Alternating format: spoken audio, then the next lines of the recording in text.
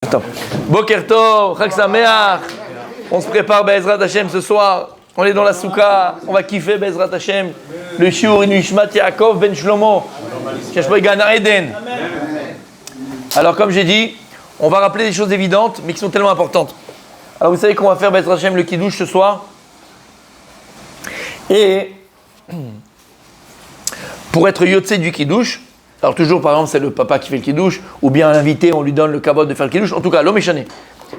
Miché Mekadesh, celui qui fait le Kiddush, ce soit le vendredi soir, ou pendant les fêtes on va dire, lui il pense à quitter les gens qui sont là, et les gens pensent à s'acquitter. Mais là messieurs,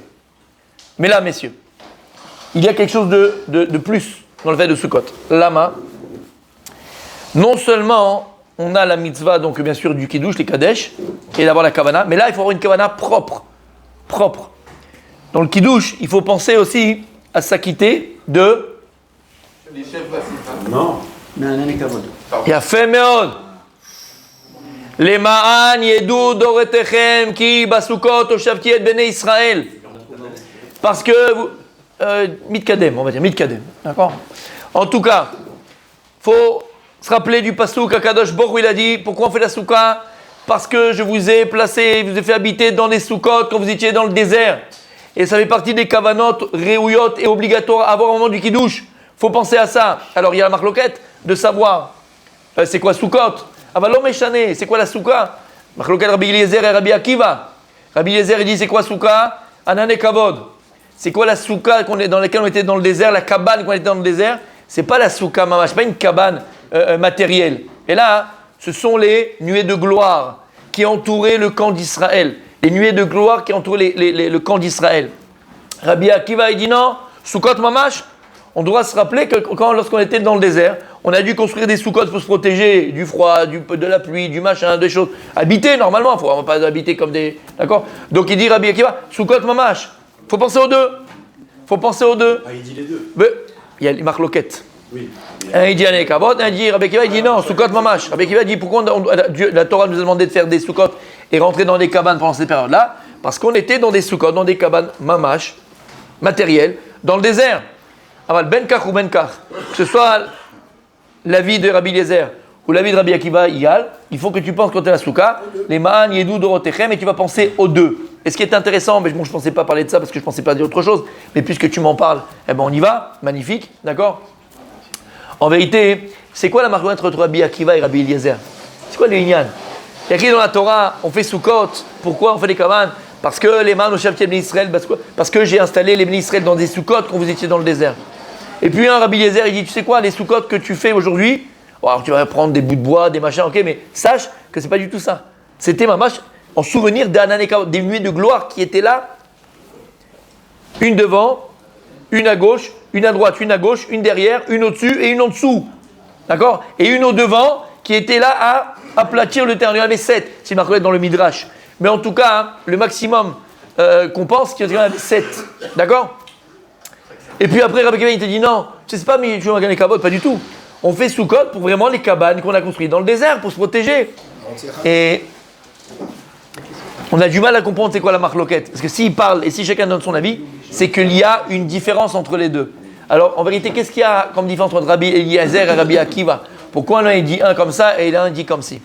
Et en fait, vous savez, il y a un klal dans la Gemara, on la connaît tous. Disent des Chachamim, Elou ve'elou, divrei Elokim chaim. Il n'y a pas de raison ou de tort dans la Gemara. Il y a une conclusion, vadaï, en fonction de notre réalité. Mais tout est vrai. Tout est vrai. Alors, on a ces deux notions dans Sukkot. Et c'est quoi la véritable idée qui se cache derrière? Rabbi Eliezer, lui dit, on fait les Sukkot, pourquoi hein? Pour se rappeler des Anane Kavod, pour se rappeler des nuées de gloire qui étaient dans le désert, qui nous protégeaient. Les nuées de gloire, mes amis, elles protégeaient qui? De qui on jetait des serpents. J'ai pas dit de quoi. Tu vois? Qui? Les Bnei Israël? Les enfants de Dieu. Qui les Bnei Israël? J'ai entendu le mot. Qu'est-ce que ça dit? Toi. J'ai entendu tout le monde. Vas-y. Si, t'as dit. Non, t'as dit un autre mot. Même pas, il sait ce qu'il dit. Non, il a dit quelque chose. T'as dit tout le monde. Eh ben voilà. Le'anane kavod, le'anane kavod, Ça descend tout seul. le'anane kavod, le'anane kavod, les nuées de gloire, c'est Ashgachat Hashem Klali. C'est la Ashgacha, comment on dit Ashgacha en français égal? La protection, la providence de Dieu qui est appelée Ashgachat Hashem Klali, général, du peuple dans sa généralité. Par contre, lorsqu'on vient te dire, Akiva, chacun il doit faire sa propre soukha, tu vas la construire, tu vas faire le schach, et tu vas mettre les murs, là, Habibi, on ne parle plus de Klali, on parle d'Ashgacha Pratit, c'est cette providence individuelle de chacun. Et il dit le Rav Dessler, il n'y a pas de marloquette, les deux sont vrais, et les deux tu dois les avoir en tête. C'est pour ça qu'il dit le Rav Dessler, extraordinaire lorsqu'il explique, on ne va pas entrer dans les détails, mais juste les kotarot, les titres du Rav Dessler lorsqu'il parle de ces deux notions. Il dit Rav Dessler, il y a deux notions. Il y a Ashgacha Klalit et Ashgacha Pratit. Et dans quel contexte, par exemple, il en parle, et je vais vous le dire tout de suite, pour mieux comprendre Be'ezrat Hashem. Par exemple, je vous donne l'exemple Hashem Neda, Hashem Ishmor, que du bonheur pour tout l'âme Israël. Aval, la Shoah. D'accord? La Shoah. La Shoah, on voit que dans la Ashgacha Klalit, elle n'était plus là. Malheureusement, pendant la Shoah, la providence, la protection divine au niveau du klal, au niveau de l'assemblée d'Israël, au niveau du peuple d'Israël, au niveau du klal, on l'a perdu. On l'a perdu à cause de nous, pas Hachem. Hachem, il est là, mais nous, on l'a perdu. Ça veut dire que le klal, il a été rentré dans les wagons comme des bêtes, comme des animaux, et on a été envoyé à Auschwitz, et on a été brûlé. Dans la Ashgacha Klalit, Am Israël, il a failli. Et puisqu'on a failli à Hashem Ishmor, chez l'Oneda que du bonheur, la Shoah, elle a pu avoir lieu. Parce qu'il n'y avait plus la Ashgacha Klalit. Mais, et dit Rav Dessler, parfois, la Ashgacha Klalit, la providence divine générale, n'est plus. Mais dans cette Ashgacha Klalit qui n'est plus, parfois la Ashgacha Pratit, elle existe encore. Au niveau du Prat. Et c'est pour ça que tu vois des histoires de dingue, de gens qui ont été sauvés de manière. C'est improbable. C'est Yevchar. Moi, je dis, quand j'étais au Machon Lev, on avait un Rav, Rav Ackerman, et on a été parti chez sa maman. Sa maman, c'était une survivante de la Shoah, et on était parti chez elle parce qu'elle nous a raconté son histoire. C'était donc un témoignage vivant. Et je ne vais pas raconter toute l'histoire, mais juste pour comprendre, d'accord, même elle se dit miraculée, c'est même pas une miraculée. Elle avait 8 ans. Un enfant de 8 ans, tu comprends, c'est pas comme il n'a pas de maturité. Et comment Akadosh Baruch Hu il a fait? Parce qu'ils étaient dans un village en France, ils étaient cachés là-bas, dans un appartement, et ils ont été dénoncés. Et tous les jours, chaque enfant et chaque membre de la famille, ils partaient à 2 kilomètres, il y avait une ferme pour aller chercher du lait. Tous les jours. Et c'était chacun son tour. Et le jour où c'est pas la Gestapo, c'est les Français, la police française, elle est venue les attraper, sous dénonciation, elle a été partie le matin pour aller chercher le lait. C'était son tour à elle. Quand elle est revenue, elle a vu la maison vide, et voilà les histoires, et comment elle a fait, à 8 ans, elle avait 8 ans. Mais regarde l'Ashgacha Pratit, c'était son tour à elle, c'est qu'elle devait vivre. Et Akadosh Baruch Hu, il l'a protégée. Donc, pourquoi je dis ça? Parce qu'il y a deux anagotes, il y a deux conduites de Dieu. Klali, général, et aussi Pratit. Et il explique donc très très très bien ça, le Rav Dessler, c'est que même si parfois l'Ashgacha Klalit, elle a disparu parce qu'on l'a perdue par nos fautes, malheureusement, la Ashgacha Pratit, elle n'a pas de rapport avec la Ashgacha Klalit. C'est-à-dire que tu peux toi-même, ou la personne, elle peut, vivre au niveau Ashgacha Pratit, au niveau individuel, des miracles. On a vu les tzadikim mourir dans la ça ne veut pas dire que le Rov, ils sont partis. Le Rov, c'est deux choses différentes. des justes qui sont partis dans peu d'Ashgacha. C'est pas que c'est eux. C'est la Gemara dit dans Maseret Baba Kama. Les tzadikim, ceux qui partent en premier. D'accord? Et on appelle ça, bon bref, c'est un pasouk. D'accord, Akama, tu connais, Akama, elle s'est levée. Bref, l'homme est chané. Les tzadikim, ils partent en premier. Et c'est pour ça qu'il y a Parashat Nitzavim. Parashat Nitzavim, qu'est-ce qu'il y a écrit? Até Israël, Kulechem. Qui? Rachechem, Shovtechem, Shotrechem. Et il dit le Kliakar, la main qu'on dit d'abord dans ce sens-là. On peut dire pourquoi? Rishon. Vous êtes tous là, vous écoutez.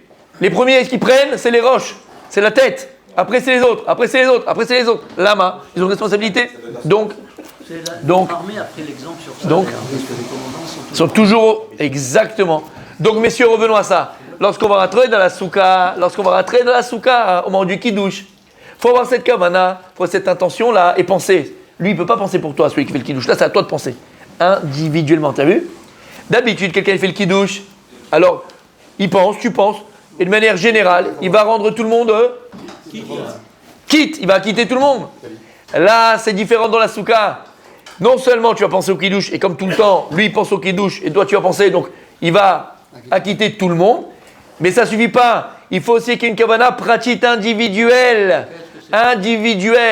Les ma'an, yedou, dorotechem, pour qu'on sache qu'Akadosh Baruch Hu nous a mis dans les soukot. Quelle souka?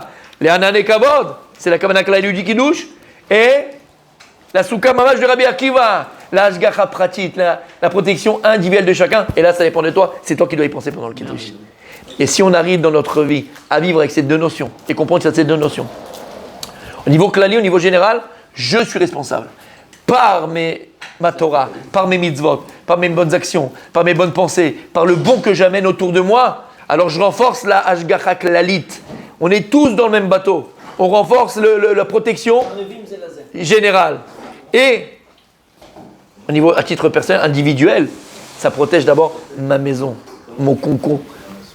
Toi, c'est moi qui construis ma souka, c'est moi qui construis ma moula, c'est moi qui construis la protection d'Hachem. Parce que rappelez-vous, on dit tous les jours, mais on dit tellement de manière habituelle, Shir la malot et sa'enai el harim ma'yavo ezri ezri mimachem ose shamim ba'aretz. Al iten la mort raglecha, al yanum shomrecha. Ine lo yanu elishan shoma Israël. Hachem tzilcha. Hachem, il y a écrit que la souka tzilata meruba michamata. Il faut que le tsel il soit plus important que le soleil qui rentre à l'intérieur. S'il y a plus de soleil qui rentre que d'ombre, elle n'est pas kshera. Lama Hachem tzilcha. On dit que le Zohar il dit tzilata des memnuta. On rentre dans le tsel de la emuna. Pourquoi est-ce que la emuna elle est appelée tsel? C'est bizarre quand même. La emuna elle est appelée ombre. Dans l'ombre de la emuna. De alama omer agaon. Pourquoi? Habibi. La emuna c'est un boomerang. La emuna c'est un miroir. Si maintenant toi tu es devant un mur et tu mets tes doigts comme ça devant le mur, qu'est-ce que tu vois dans ton ombre? 3. Si je mets 4 doigts, qu'est-ce que je vois dans mon ombre? 4. Si je mets 5, je vois 5. Akadosh Baruch Hu tzilcha. Comme toi, tu mets ta émouna en Dieu, tzilcha Hachem, c'est ton tsel. Alors Akadosh Baruch Hu il est avec toi dans ta émouna. Si tu es à 100% avec Hachem, Hachem il est 100% avec toi. Si tu es à 50%, Hachem il est à 50%. C'est en fonction de toi, c'est pas en fonction de lui. C'est pas en fonction de lui. Et donc si on est Mahamin, qu'Akadosh Baruch Hu, il y a Macron, il y a Biden, il y a qui tu veux, c'est des pions. C'est lui, c'est même pas des pions, c'est lui le général des généraux, c'est lui le roi des rois, c'est lui le maître du monde. Si maintenant on met la Emouna, pas par les États-Unis on n'a plus d'armes, l'Amérique on n'a plus d'armes, et là-bas on n'a plus d'armes. Si on met notre Emouna à 100% à Kadosh Baruch Hu, alors Kadosh Baruch Hu se comporte à 100% avec nous. Be'ezrat Hashem. Be'ezrat Hashem. On va rentrer dans la Souka, on va rentrer dans la Tzilta d'Emnemunuta. On va se renforcer dans notre Emouna et on va renforcer la Hashgacha Klalit et la Hashgacha Pratit. Chag Sameach.